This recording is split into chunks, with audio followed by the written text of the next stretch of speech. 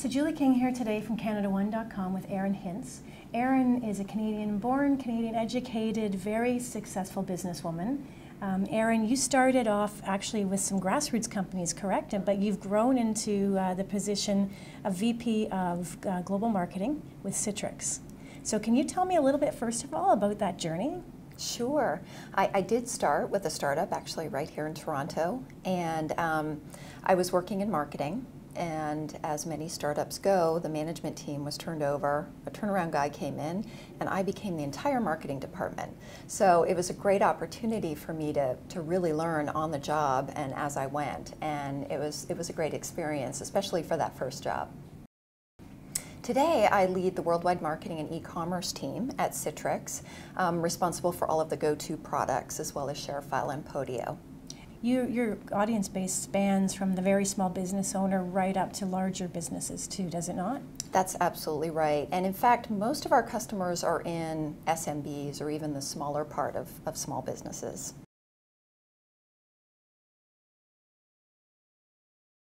It's really important to offer something unique and differentiated. So if you're just one of the pack, and maybe you're in a service or product environment where that's the case, then you have to think of what do you add on top of that, or how do you stand out? It could be through your messaging, it could be through some value-added service that you add, but you've got to be differentiated. I mean, it's almost differentiate or die, because you've got to be able to stand out. Can you give me an example of how you do that, work on that with, let's pick GoToMeeting? Sure. Well, we do a number of things. First of all, we touch customers in many different places, whether that's through our media, through other outreach programs that we do. So we are out there and people are hearing about GoToMeeting. I think it's also important to have, and we do this through our content nurturing programs, once someone has shown interest, we offer up relevant content that isn't completely specific to our product, but it's more relevant to either their job or what they're trying to do with our solution. And so it's making it really relevant and continually reinforcing the value of it, whether that's through a trial process to eventually get them to buy, or whether that's through they're already a customer and they're using the product and we want to get them to buy more or additional products. So it's a few things. It's being present. So they're seeing you and they're hearing from you. It's also adding value, potentially through content in addition to the product or service that you offer. And it's also to retain customers, you need to service them well. And if there are any issues or problems, you have to be there to solve it.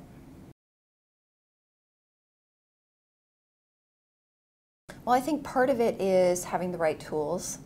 It all starts again with the customer. So who are you trying to reach, and what is your unique value proposition for that customer? So once you have that defined, in terms of the marketing spend and getting your message out there, it's finding the right tools and techniques that work for whatever your product is or your solution or service is, as well as just taking advantage of the tools and capabilities that are out there. So search is always something that smaller companies will invest in.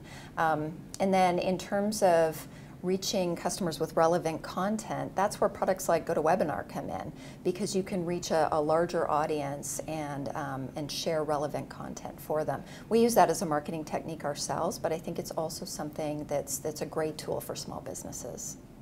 That's a great point, and I think that Canadian businesses will sometimes be reluctant to adopt new technology. There's a study out by Google last year that said that 1 million Canadian businesses did not have a website. To me, that's like you're not even in the playground yet. So what advice would you have for Canadian businesses that may be reluctant to adopt some of these new ideas and technologies? Well, I think part of it, first of all, is to do some research, because there are some really low-cost tools and capabilities and services out there. So in terms of a website, there are many different creative ways that you can get a website built, and it doesn't have to be investing in a big team to get that work done. So I think it's being smart about the research and figuring out what's available to you as well. That's a great point, and you know, a lot of times now people are actually shifting to having a web presence rather than a website, and so then we can look at a tool like GoToMeeting or GoToWebinar. You don't have to have a website to use some of these tools and really start taking advantage of e-tools. Can you talk to that? Sure, absolutely, and it's also a way to touch base with customers firsthand. We use our GoToMeeting technology. We have a lot of our business is built on trials, so getting prospects to try the product. And we have a call team and a chat team that actually will reach out to customers, help them through that trial period to get them to convert. And I think that's a really good example because we use GoToMeeting for our chat program so that we can actually speak with, one agent can speak with multiple customers at the same time. Just advertise through email that a window of opportunity is coming up, and then people can come in whenever is convenient for them, ask questions, hear what the agent has to say about using the product. And so I think tools like GoToMeeting enable you to reach a bigger audience. You know, you're a brand new startup, very tight grassroots type budget. How much money would you look at shifting to your online budget versus maybe an offline budget? And I know I'm not giving you a very specific audience, but you know, for the business that's hanging back and thinking I'm just going to do it the old way and put flyers up and have a business card, what would you say to that person? You know, it depends so much on where the customer is because it's all about reaching the customer. So to a new startup, if their customers are online, which so many are today, that's where you need to be. And it's more and more a digital world, and we're able to create experiences through online versus face-to-face or in person, I should say. And so again, it comes back to the customer. So it's hard to say what that balance should be, but you know, if your customers are purchasing online and doing their research online, gosh, you really need that online presence, and you need to do it in a way that's relevant to them at the right time.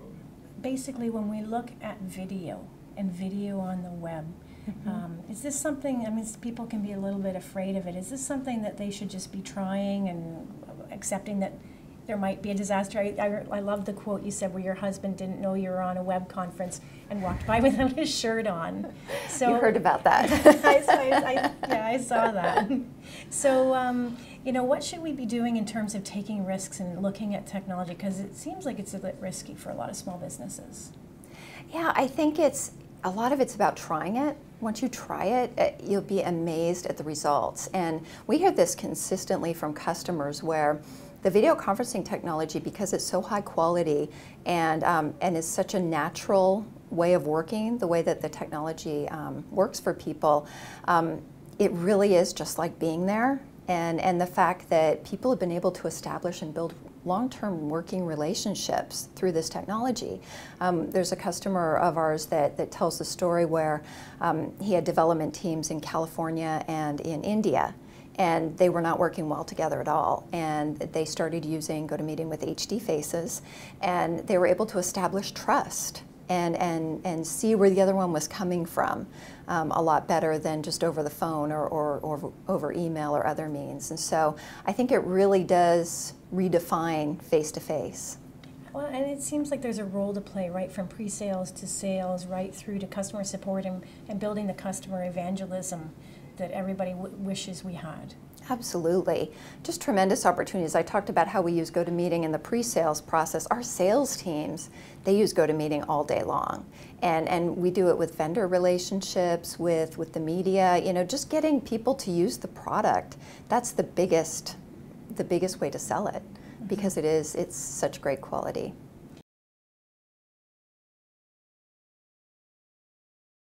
What do you see in terms of the social media sphere as a marketing guru? How do businesses pick their way through what some see as a minefield, others see as a field of opportunity? It depends, again, on your customer, who you're trying to reach, and then how you want to reach them.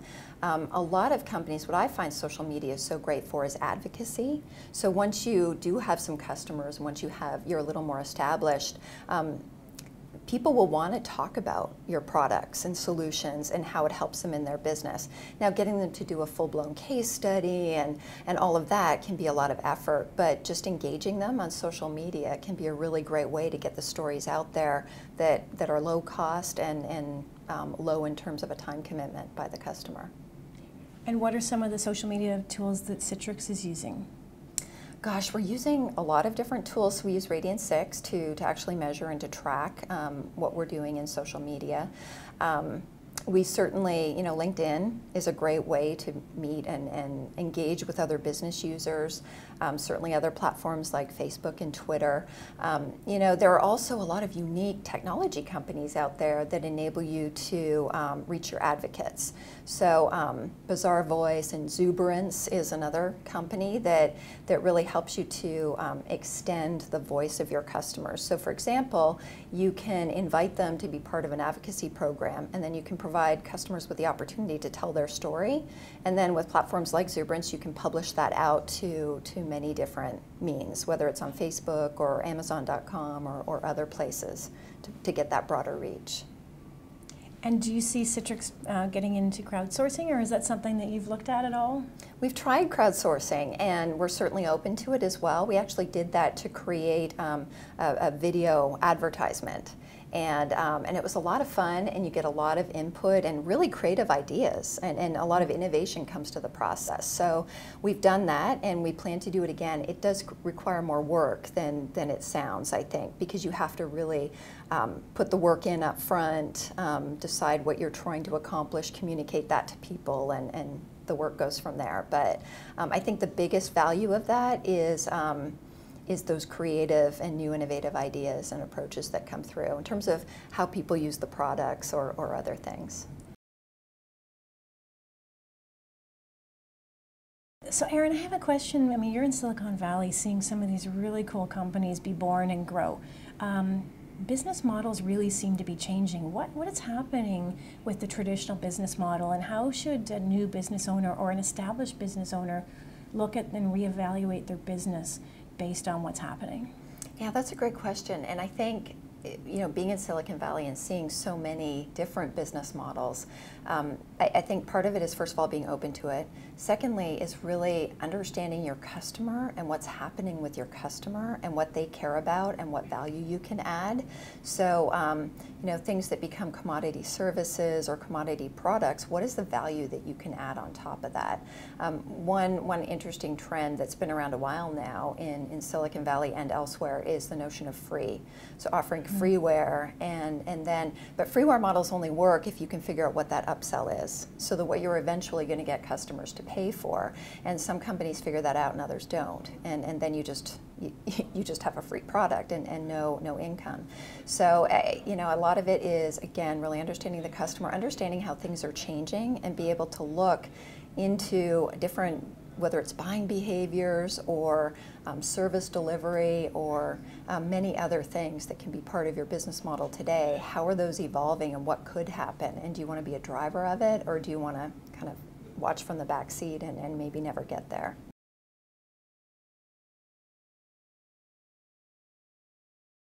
So I want to tap into some ideas around how you have become so incredibly successful as a woman business person. So can you talk to me a little bit about what that journey has been like? Because there are a lot of women that struggle with moving up that corporate ladder. Well, I think technology is a great field for women to be in.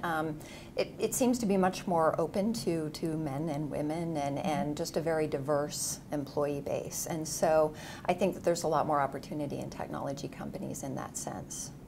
Okay, and can you talk a little bit about communication in the boardroom? Do you have any tips for some women who maybe, I was just having a great conversation with someone who said she just wasn't being heard when she was talking to her male colleagues. Do you have any tips around that from what's worked for you? I think a couple of things. Focusing on results and really speaking to the numbers of the business. That's a way to have your voice be heard. It's funny that you say that, because I actually have a very soft voice.